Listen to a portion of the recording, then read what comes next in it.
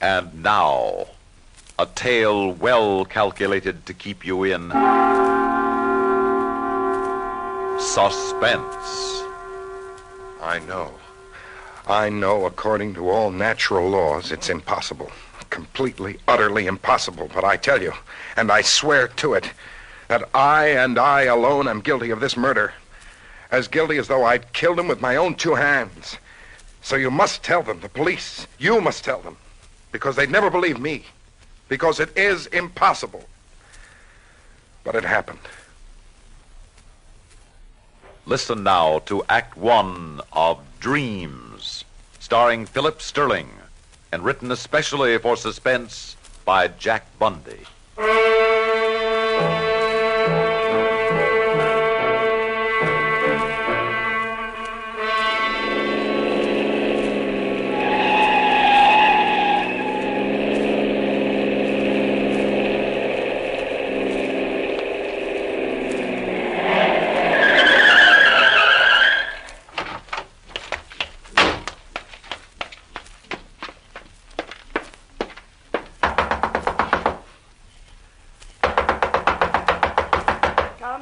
Coming. Yes? Dr. Harris. Yes? Yes.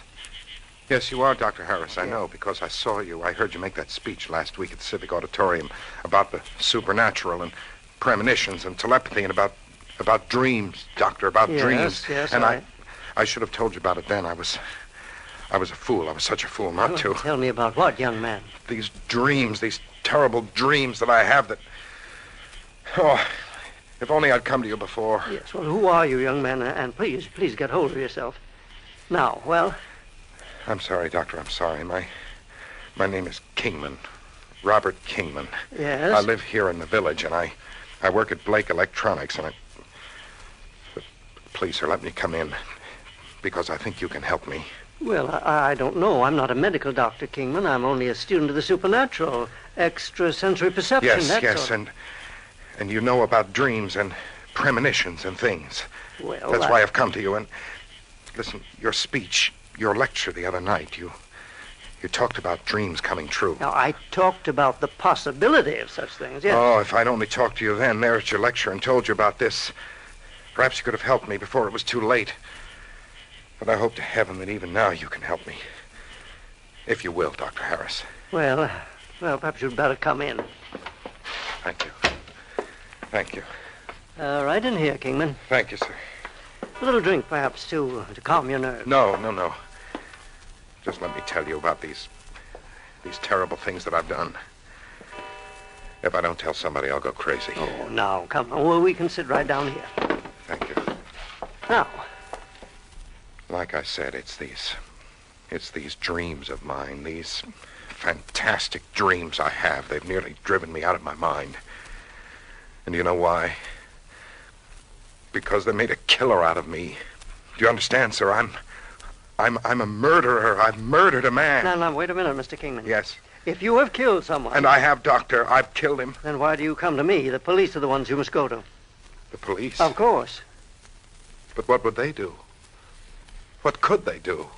Don't you see, Doctor? They wouldn't understand. They wouldn't believe me. Nonetheless, my boy, if there actually has been a murder... But don't you see? It isn't as though I actually killed him with my own two hands, as though I actually struck him down. But I might as well have. Don't you see that? No, I'm afraid I don't. But it's true. I'm responsible. I'm wholly and totally responsible. No one else. But I can't tell the police about it. Look, Kingman... Don't you see? Because you know about such things, you can make them understand. And then if they say I'm legally guilty, all right, yes, then I'll take the consequences, even if I have to die for it. Now, Robert... But my wife says I'm not responsible. Janet says I can't be. It's impossible. And yet, after all that happened, I don't know. I don't know what to do. Please, you've got to help me, Dr. Harris. Well, you can hardly expect me to help you until you calm down enough to start at the beginning and tell me just what this is all about. Now, so far, you've really told me nothing. I'm sorry, Doctor. I'm sorry. It's just that... Well, I'm sorry, but listen, please. Yes. It was only last month. One morning last month. My wife, Janet, and I were sitting having breakfast together.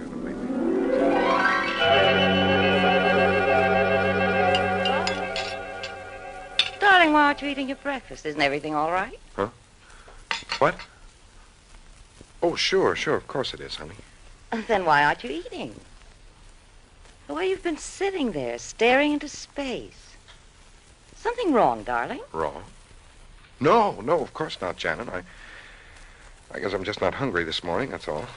Is it? Sure. That isn't true, dear. Something is wrong. Now, what is it, Bob? Janet, do you remember that funny dream I had about a week ago?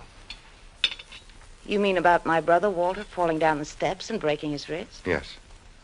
Well, I'd hardly call it funny. I know, because that's exactly what happened to him the very next day. I dreamed it, and then it happened. Uh-huh. It was a real strange coincidence. Only it wasn't. It wasn't coincidence, Janet. But it must have been. No, dear. Had I ever before told you about a dream of mine? No, I guess not. Honey, that was the first dream I'd had since I was just a little kid. When I was a kid, I had dreams all the time that came true, like the one about Joey Prentice, the boy next door, just before he drowned in Parvin's Pond. Like the one of my father before he died. I dreamed only when something like that was going to happen. Even so, So, darling. don't you see, Janet, the one about your brother was far more than just a dream. It was a definite premonition. Well, maybe it was, and probably it wasn't. Anyhow, you and I know better than to believe in premonitions. So just forget it, dear, and eat this nice breakfast I've fixed for you. No. It's not that easy, I'm afraid. Why not? Last night, dear, I had another dream. And if it comes true... Oh, now, honey, don't sit there and tell me you've actually lost your appetite just because of a dream you had. Yes. But, darling, that's silly.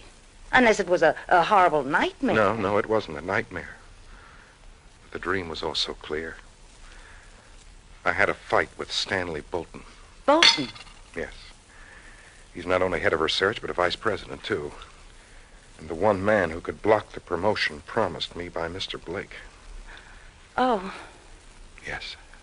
But just a dream, dear. That promotion means everything to me, Janet. To both of us. Of course it does. You've worked for it, and you've earned it. But surely something you happen to dream about isn't going to keep you from getting it. I wonder. Well, just stop wondering right this minute, Robert Kingman, and eat your breakfast. It is kind of silly, you know, isn't it? Really, if you take the time. Well, I certainly hope your wife was right, but go on, Kingman. Doctor, at the office that day, I watched my step every minute to make sure that nothing could possibly go wrong. And I carefully avoided Mr. Bolton.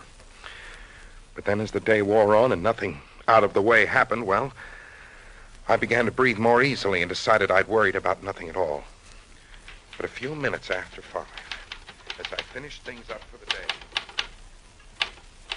I'll have this finished for you in just a second, Mr. Kingman. Oh, good, Miss Reichhardt. You might as well run along home. There now. Here you are. Oh, fine. Let's see. If you'll sign it, I'll have the envelope all ready and I'll mail it on the way out. Mm-hmm. Here you are. Thank you. Well, good night, Mr. Kingman. Good night, Miss Reichhardt. Out of my way, Reichhardt. Excuse me. All right now, Kingman. Yes, Mr. Bolton. Why haven't I received the foreign sales records for last month? Well, today is only the 8th, Mr. Bolton, and we don't usually put together these reports until we have... Today is only the 8th. Well, how nice of you to tell me. But, Kingman, if Scoville is to take those records with him to the Toronto office tomorrow, he's got to have them immediately and in perfect order. Scoville?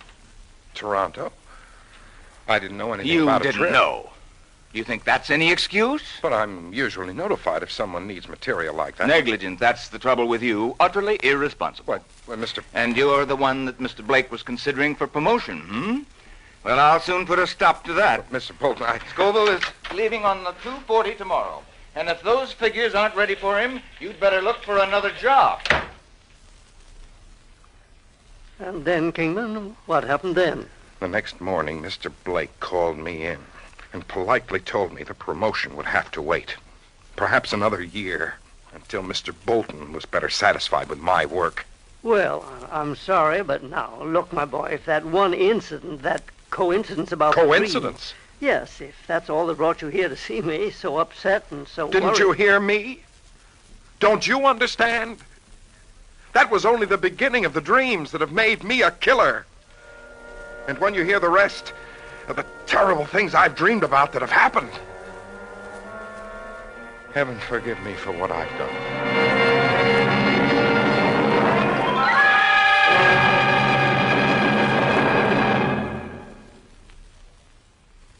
In a moment, we'll return for Act 2 of Suspense. Sleep well tonight. NATO is on the job of keeping the peace. NATO, the North Atlantic Treaty Organization, is constantly alert to deter the forces of aggression. One for all and all for one. That's the slogan of NATO, which is on record that an attack on one of its members will be met by the combined forces of all. For that reason, powerful NATO armed services have been organized, with NATO air bases and military establishments at strategic locations in widely separate areas of the world. The retaliatory powers of these steadily growing forces would make even a madman pause before starting a new war. And NATO helps its participating nations economically as well as militarily. Support NATO and learn more about its vital work. Remember, NATO is guarding your freedom. You had more of these so-called premonitory dreams then? Yes, Doctor. Because I wanted to. Because I wanted to get even. I'd banked a lot on that promotion. Now I'd lost any chance for it thanks to Mr. Bolton. I knew it wasn't right, but I couldn't help hating him almost viciously. And I couldn't get him or my hatred for him or what he'd done to us. I couldn't get it out of my mind. I couldn't get him out of my mind. And then a few nights later, I dreamed about him again. It was a weird, a crazy, a fantastic sort of dream. Well, what do you want with me, Kingman? What do you want? And why do you have me penned up in this place? Like a jail, isn't it, Mr. Bolton? These high walls of heavy concrete blocks. Well, I built this place myself, Mr. Bolton, just for you. There's no door, no windows, there's no way out for you. You can't get away from me. And now I'm going to pay you back, Mr. Bolton, for what you've done to me. You're crazy, Kingman. You can't hurt me. This is only a dream. Only a dream, do you hear me? But it's my dream. It's my dream, Mr. Bolton. Now, Kingman. And that's why you can't help yourself. When I beat you and beat you the way you deserve. Are you ready? Stop! Are you ready? Stop! Stay away from me! Well, I'm ready. No! No! Get away from me! No! No! Get away from me! No! And you did beat him in this dream of yours? Unmercifully. Until he fell unconscious. Well, I hardly see anything about it to worry you, Kingman. But wait. I can hardly picture anything like that actually happening, dream or no dream. Wait, Doctor. When I woke up in the morning, my hands were sore. My knuckles were all bruised. And I imagine you've done a pretty good job of tearing up the bedclothes, too, then, hadn't you? Doctor. Mr. Kingman. Now, Robert, you must understand something. After what had happened at the office between you and Mr. Bolton, a dream like that was the most natural thing in the world. Dreams spring from the unconscious. And so far as this man Bolton is concerned, in your subconscious No, mind... wait, please. You've got to hear me out. Very well, go on.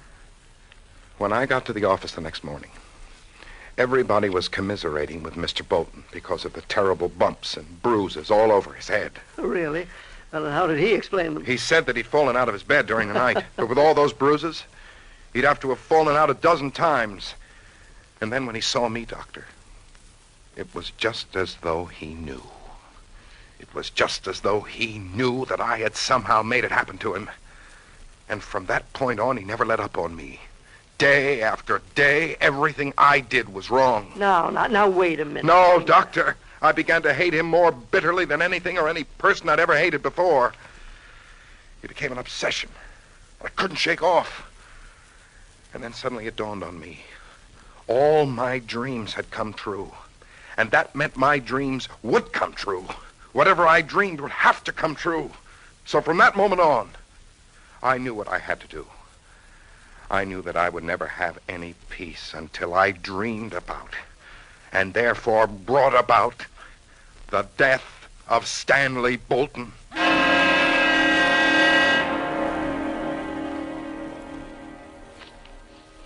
Yes, Doctor. The more I thought about it, the more I became convinced. The more I knew that anything I dreamed about would have to come to pass. Not exactly as I dreamed it, perhaps, but the result would be the same. And so every night before I dropped off to sleep, I thought of nothing but Stanley Bolton, of all the hatred I had for him. I concentrated all my thoughts on him and nothing else, Doctor, and I focused my thoughts on his murder. No, but it didn't Kingman. work. I couldn't seem to dream again, try as I might. Well, perhaps that's for the best. Not until 3 nights ago. Oh? And again, Doctor, it was a wild, crazy, utterly fantastic dream. There was a big empty square, a city block or more, with a high, thick wall around it, much bigger than the place I'd dreamed about before. And there was a car, a sports car, a sort of racing car, a very fast one, driving around in this place as though it were hunting for something. All of a sudden, the way it can happen only in a dream, I was in that car. I was driving it. I was hunting for something, or someone, frantically. And then, as I wildly spun and swerved the car about, then I saw him, Bolton. And he knew me, and he knew I was after him, and he knew that this time he wouldn't get away alive. Stop! Stop, you fool! You run me down! Run! Go ahead and run, Bolton. You think you can outrun me in this? Try it! Try it! No, help! You'll kill me! But it's only a dream, remember? So run your legs off, Bolton, and see what good it will do you. Please! Please! Go back! Are you ready? Are you ready? Well, I'm ready. Now!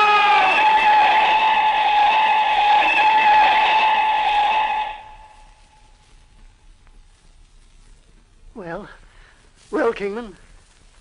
The next morning, when I got to the office, I learned that Mr. Bolton had been killed.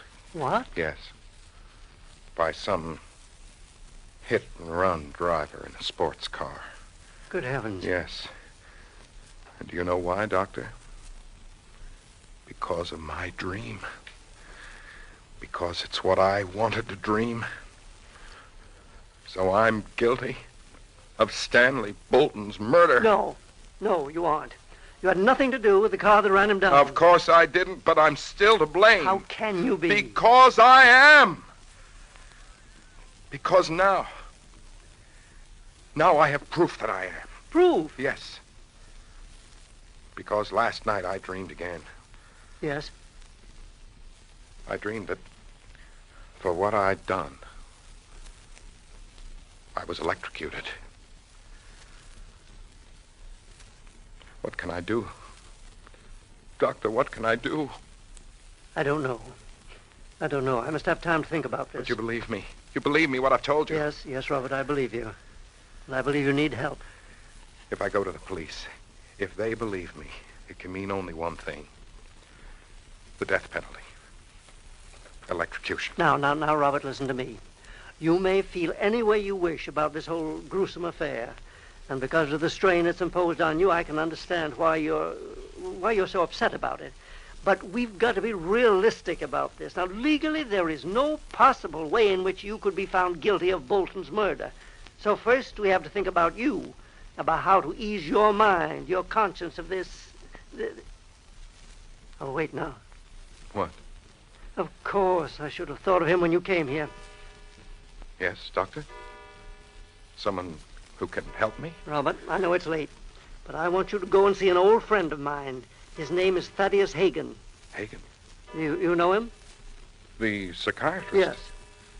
Well, I've heard of him, but Doctor... I want you to go to him alone. I want you to tell him exactly what you've told me.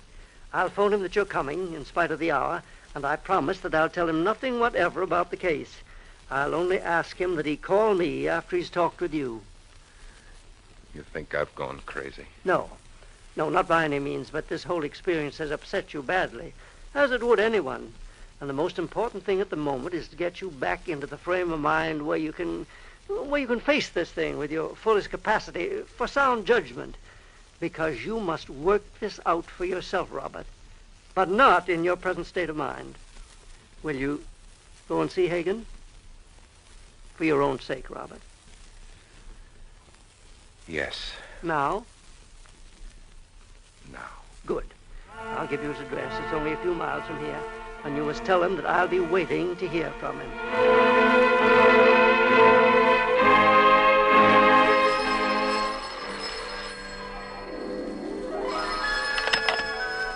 Dr. Harris speaking. Harris, this is Thaddeus Hagen. Hagen, oh, yes, but I'm surprised to hear from you so soon. Harris, that young man you said you were sending out here to see me? Yes.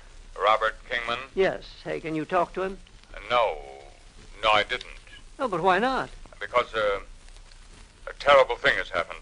Well, what is it, man? What is it? Harris, the new high-tension power line the electric company strung across my property. Oh. 22,000 volts.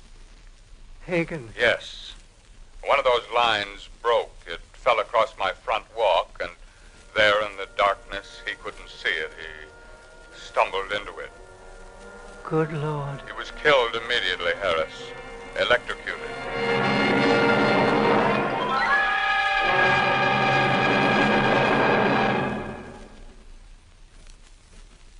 Suspense. You've been listening to Dreams, starring Philip Sterling and written especially for Suspense by Jack Bundy.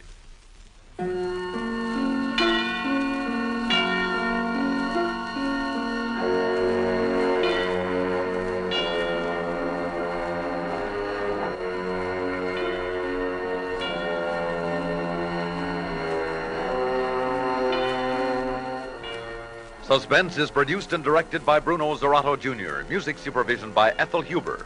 Heard in tonight's story were Edgar Staley as Dr. Harris, Connie Lemke as Janet, Richard Kendrick as Mr. Bolton, Raymond Edward Johnson as Thaddeus Hagen, and Barbara Cassar as the girl. Listen again next week when we return with Seeds of Disaster, written by David Hill.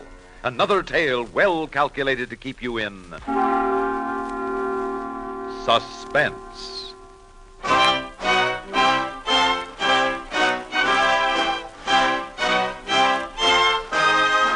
Suspense has come to you through the worldwide facilities of the United States Armed Forces Radio and Television Service.